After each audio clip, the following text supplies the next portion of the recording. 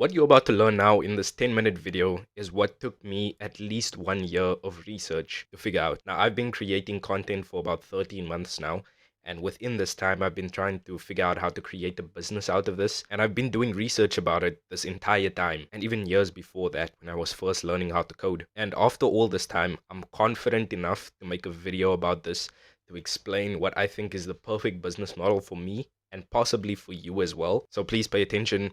Take some notes, open Notion or any note-taking app, like I'm dead serious. Because in order to do all of these things, you need to learn how to take action. And this is basically your first test. I can promise you right now that if you don't take notes while watching videos like these, it'll take you at least 2 years longer to get to your goals. Okay, so over here, I have this PDF that I created in Figma. And it's basically my step-by-step plan of how I'm going to retire my mom this year. Now, I'm not going to go too into detail with this because I could make a whole separate video on all of these topics over here, but I'm just going to go through them and just explain what I mean by it and expand on the topic a bit more. And then you need to go do the research and go do the work to actually make sure that this works for you, because this is what I'm actually doing right now. Like this isn't something that I Googled or that I watched a YouTube video on and wrote down the exact step-by-step process. This is basically the knowledge that I've accumulated over all of these years, put into this simple PDF drawing thing here. And basically my goal with this, how I'm going to retire my mother, is to be making $3,000 a month by the end of the year. Now, to be honest, I need a lot less, but $3,000 is like extremely comfortable for us. It's at least 5 times the amount that my mother's currently making. So yeah, no more wasting time, let's get into it. So first step is to learn a high value skill or high value skills. Now, this depends on what you are planning on doing. For me, I want to create funnels eventually, but at the moment, my main skill is web design because I've been doing web development for the last 3.5 years. So I'm already quite good at the design aspect of web design. So yeah, I'm using this to my advantage to sell landing pages. But if I do want to create funnels, I need to learn things like copywriting, email marketing, lead generation, and how to use social media in general to actually get traffic onto your landing page. Now, this could be anything for you. As a general rule, most of the time, if you're going to do a business like this, you should have like 1 to 3 skills out of this. So for example, if you are a web designer, learning copywriting can make your websites and landing pages so much better, and it can help you convert so much better, and it can help you significantly increase your conversions. Other things you can learn is sales, marketing, social media growth for like certain platforms. You can learn things like video editing even. You can also learn how to create funnels, email marketing. If I was starting out again, I would probably learn email marketing and copywriting because I see a lot of potential in that, and it's not that difficult to learn. So yeah, learn a high value skill or skills. I already have some of those, and I'm busy learning a few myself now. Then choose 1 to 2 platforms to create content on. Now, 1 to 2 platforms, also a general rule. For all of these things, there's always some kind of exception to the step or to the rule. But I just say 1 to 2 platforms because I think it's better to focus on certain platforms, especially if they are quite different from one another, because you need to learn how it works and you need to spend a lot of time on it. So for example, Twitter and YouTube are 2 completely different platforms. Those are the ones that I use. Twitter, you need to post really frequently. You need to be able to capture people's attention with words. And it's completely different to YouTube where it's video. You don't need to post nearly as frequently. You need to have a good camera presence. You need to do editing and all this. You need to take a lot of time to actually make the videos.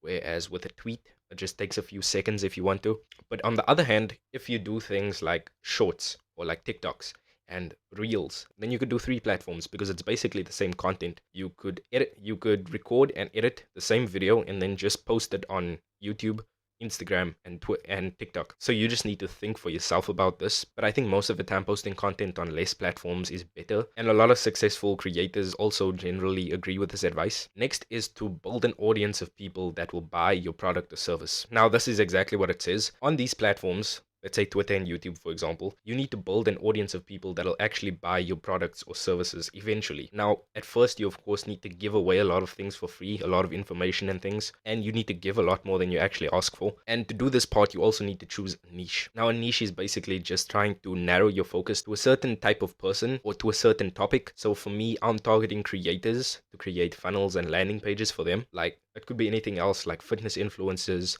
You could be targeting law firms.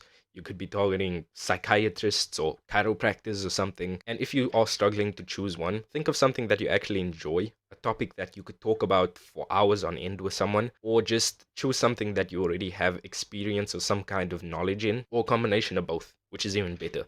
for me creating, because I am a creator myself. So I understand the pain points and the struggles of other creators. So that makes it easier to me to actually pinpoint these things and then like kind of emotionally manipulate them, which sounds a lot darker than it actually is. But that's basically copywriting. So you need to build an audience of people in the niche that you are targeting for your product or service, and then you need to create content for them. You need to create some content that basically teaches them how to do the thing that you are trying to help them with. So for me, that would be like teaching them how to create a funnel, a landing page, but very basic surface level advice. You don't want to give away too much because then they won't need your service. Because most of the time, people hire you because they either don't know how to do something or they just don't have the time to do it, or both. Or they just know that if they let you do it, it'll get better results than if they do it themselves. And you can think about the same thing for your product. So that could be like little bits of what's inside of your digital product. So if I created a web design course, I could teach you guys and maybe people on Twitter basic advice on how to create a high converting website or like basic design principles and things like that. So yeah, you get the idea. Next, you create a simple funnel. Now, this is basically where I'm at the moment. I had to kind of start over from this point, I guess, on a new platform, which is Twitter, because I started out on YouTube. But I kind of have a different audience on Twitter than I have on YouTube at the moment. Now, don't let this scare you. I know I kind of got scared by the idea of creating a funnel at first because I didn't really know what it was and I didn't understand how to do it that well. And it seemed like a complicated process, but it's not really. So here's like a really basic, simple funnel that you can create. Now, think of this funnel as having two layers. Over here, you have the top layer of the funnel, and here you have the bottom layer. Now, the top layer is basically your tweets, your YouTube videos, your shorts, TikToks, whatever. It's your content that you are using to actually make people aware of your product or your service. So most of the time in this part of the funnel, and when you are creating this type of content, you are creating it to either make people aware that they are dealing with a problem and or making them aware to the solution of their problem and or making them aware of your solution to the problem. So I'm going to use as creators as an example. So one of the problems that they may have is that they are spending a lot of time creating content but not making enough money to justify the amount of time that they're spending on it. So I could make them aware that this is a problem, and then I could make them aware to the solution to do so. So maybe they don't have a sales funnel, they're not selling their product or service. I could make them aware that they need to start doing this to make more money so that they can start outsourcing the low leverage activities to other people so that they can focus on the most high leverage things. Now that is basically making them aware of the problem that they're facing as well as the solution. And then if you want to make them aware of your solution to the problem, you can either pitch your product or your service. So that could be me creating funnels for them, or that could be a course that I make after I get results for this and basically showing them how I scaled my business and how I delegated a lot of my tasks and outsourced it to other people. And then you would have a link to your landing page that you created. And now on this landing page, you basically give some information about your product or your service. You try and you have to play with their emotions a bit. So you have to let them know. So you have to describe their pains and their struggles and then basically try and amplify it as much as possible. Try and be as specific as possible as you can with this. Like I said, I can make a whole video on all of these topics. But yeah, you amplify the pain points and then you provide some kind of story where someone went through some kind of transformation due to the solution of the pain point or the struggle of the person. And then you would have like your social proof testimonies, and then you would have some kind of call to action to actually get them onto a call with you, or you would get them to fill out a questionnaire, which would first qualify them, which I highly recommend. It's something that I'm doing right now. I'm going to do it today, actually. Now, this questionnaire would basically have a bunch of questions which you would ask your prospect in order to qualify them to see if you can actually work with them. Because there's no point in working with someone if they're not going to actually play their part to actually get results, or if they can't afford your services, for example. So you're basically just filtering out the wrong people. And then once you get on the call, you should know some basic sales by now, and then you just close it. Now, the back end part of the funnel is basically email marketing. So in the top part of your funnel, you would have posts and things, and then you try and get someone onto your newsletter or your email list. Now, to do so, you would use some kind of lead magnet, or you would just ask them to sign up to your newsletter. You, of course, have to learn how to do this yourself. Like, I'm not going to go too into detail. You basically have to try and pitch them your services or your product with your emails, because you don't want to seem too salesy on social media. So yeah, that's the basics of that, really. Let me know if you want like a separate video on this. Then you have outreach. So you need to cold email, cold DM people. There's a specific way that you can DM people on Twitter, which is a lot more effective than just cold DMing them like you would send a cold email. But there's so many ways of doing this. You can do Loom videos, you can do outreach on Instagram, but you need to do outreach in the beginning at least in order to get clients. And then eventually, once you get enough clients and you can get a few referrals from those clients, and you can get a few clients through word of mouth from your other clients, or if you outsource your outreach, then you can stop doing it yourself. But it is like a painful task that just needs to be done in the beginning. So you need to learn how to do this, learn how to do cold outreach, learn some basic sales principles, learn some basic copywriting principles, learn some basic copywriting, and you should be fine with this. One thing I actually forgot is that somewhere around here, so I'm guessing like after you build an audience or like while you are building it, you need to create yourself an offer, an irresistible offer. So that needs to include your different services. So you can have different packages of services. You need to choose how you're going to price your services. And then you need to choose how you're going to guarantee results to your client. So yeah, that would go here somewhere. I'm honestly not going to restart this video to put it back here. So just know that. I would recommend the book $100 Million Offers by Alex Hormozy. That was the best book that I've read on like creating a good offer. So once you do outreach, you're going to start getting results. Eventually. It doesn't matter when, it doesn't matter how. Eventually, you are going to start getting results. Through outreach, you're going to get a few clients, you're going to get a few sales. Eventually, you're going to start getting results through your service-based business, or through your digital product business or your coaching, consulting service, whatever it is that you can offer. And then eventually you're going to get to the point where you have too much work for you to actually do yourself, or you are just going to be the bottleneck for your earning potential, basically. Because eventually you're going to need to scale, and you need people to scale. There are people that can do your services better than you because you are doing a lot of things at this point.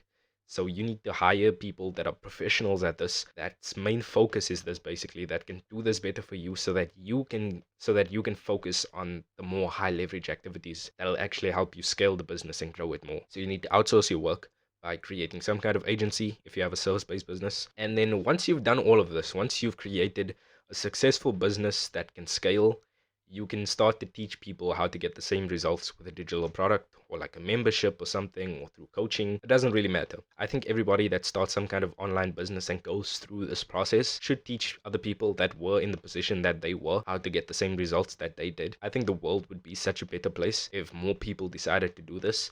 And the market isn't saturated for all of these things. And even if the market is somewhat saturated, it's a good thing, because that means that there's a high demand for what you're offering. And the thing is that you might not think that another coach is needed, another consultant is needed, another digital product on freelancing is needed, but there is, because there's no other person like you with your experiences and with your voice and with your conditioning that has the same product. You might have done things differently from other people, or you might just be the right person to teach a certain person how to do this, if that makes sense. Like, you would be surprised how much of a difference that can make. So there's always some kind of need for this part. And that's basically it. Once I'm at this point, I should be making more than $3,000 actually. So it's more like up until this part where I'd be making like the $3,000, $5,000 maybe. And then I would start outsourcing it as soon as work becomes too much. Now, there's so many more things that you need to learn about in between all of these things. But I would rather recommend you learn this through experience than through actually consuming content on it, because chances are that you're going to be procrastinating while doing a lot of these things, or before doing a lot of these things, because I know from experience that it is quite scary to start diving deep into this. And even now I kind of feel scared to start doing all of this stuff because of the responsibility that comes once I actually start getting results, but I mean, this is what I wanted, so I'm gonna have to do it anyways. So yeah, that is my plan, to retire my mother this year. Hopefully this convinces you that I actually know what I'm talking about. And hopefully you follow a similar process. Of course, it might not be the same for you. It might not be in the same order for you. It might not be the same process at all for you. But this is something that I can recommend to just about anybody, because everybody has some kind of skill that they can learn.